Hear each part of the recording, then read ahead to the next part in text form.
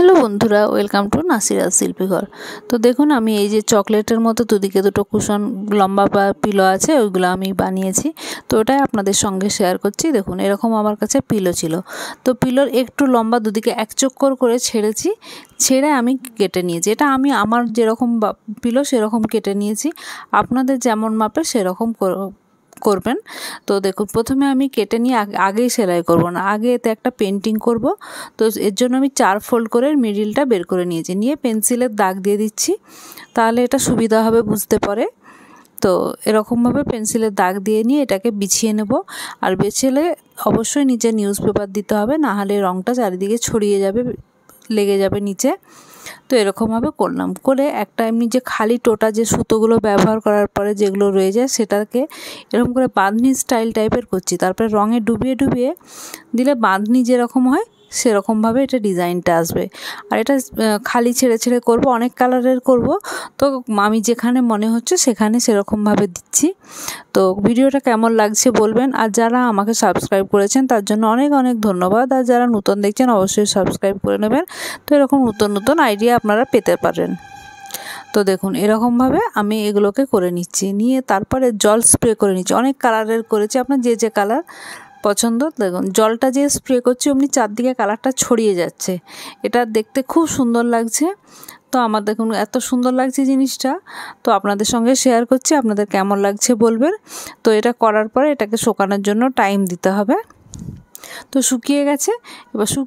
এবার প্রথমে দুদিকের যে পার্টটা সেটা মুড়ে নেব।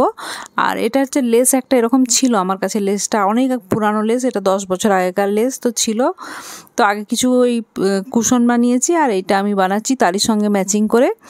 আপনারা যারা দেখেছেন তো দেখবেন, আর যারা না দেখেছেন একটু চ্যানেলটা সার্চ করে নেবেন, দেখবেন পেয়ে যাবেন। তো এরকমভাবে পাড়গুলো প্রথমে আর সাইডগুলো সেলাই করে তারপরে এরকম লেসটা প্রথমে উল্টো দিকটা লাগিয়ে প্রথমে মেশিনে করে লাগাচ্ছি। দেখুন, প্লিটটাও না এতে লেসটাতে করাই ছিল, একটা খুলে গেছিলো, সেটাকে একটু ধরে করতে হচ্ছিল। প্রথমে দেখুন করে নিয়ে এরকমভাবে উল্টে আরেকটা এর উপরে সেলাই করে দিতে হবে, তাহলে কি এটা ভালো করে চেপে বসে থাকবে আর জিনিসটা দেখতে সুন্দর লাগবে, না হলে না এরকম উঠে চলে যাচ্ছে। তো এটা একটা লাগিয়েছি, তারপরে এরকম 2 কড়া ছেড়ে করছি। আর আমি না এরকম সবসময় দাগ দিই না, আমার আন্দাজ হয়ে গেছে বলে আমি এরকম আঙুলের মাপে করে নিই। এরকম আঙুলের মাপ দিয়ে আন্দাজে আমার হয়ে যায়। যাদের একটু অসুবিধা হবে তারা আপনারা প্রথমে দাগ নিয়ে দেবেন। দেখুন, এরকম করে নিয়েছি, নিয়ে ওটাতেও চাপান সেলাই সেটা দিয়ে দিয়েছি। দুদিকে এরকম লেসটা লাগিয়ে এটাকে লম্বাভাবে সেলাই করে নিচ্ছি, একদম লেসটা সমেত ধরে। তো এখনও পর্যন্ত যারা ভিডিওটা দেখছেন অবশ্যই তাদের ভালো লাগছে, তো তাহলে আমার চ্যানেলটা সাবস্ক্রাইব করে দেবেন। আরও কিছু যদি দেখতে চান সেটাও বলবেন, আমি সেটাও আপনাদেরকে দেখাবার চেষ্টা করব। করে এরকম পুরো কভারটা একদম ওখান থেকে এদিক পর্যন্ত পুরোটা সেলাই করে নেব। আর আপনার দুবারও করে নিতে পারেন, আমি সবসময় দুবারই করার চেষ্টা করি, কারণ আমি কিছু বানালে যাতে তাড়াতাড়ি না ছিঁড়ে যায়, ফেটে যায়, আমি সেটাই চেষ্টা করি। করে আমি এরকমভাবে সেলাই করে নিচ্ছি, করে এটাকে উল্টে নেব, নিয়ে পিলোটা এর ভিতরে ঢুকিয়ে নেব, নিয়ে দুদিকটা বেঁধে নেবো। দেখুন, একদিকটা প্রথমে বেঁধে নেবো, নিয়ে আবার ওই দিকটাও পিলোটা ঢুকিয়ে বেঁধে নেবো। দেখুন, এরকমভাবে একটা যেটা আমরা ড্রেস বানালে ড্রেসের পিছনে লাগাই কি হাতে লাগাই, সেই লেস এরকমভাবে দিয়ে এটাকে বেঁধে নিচ্ছি।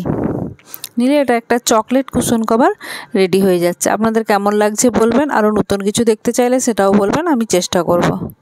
দেখা হবে পরের ভিডিওতে, ততদিন ভালো থাকুন, সুস্থ থাকুন। দেখুন কেমন লাগছে অবশ্যই বলবেন।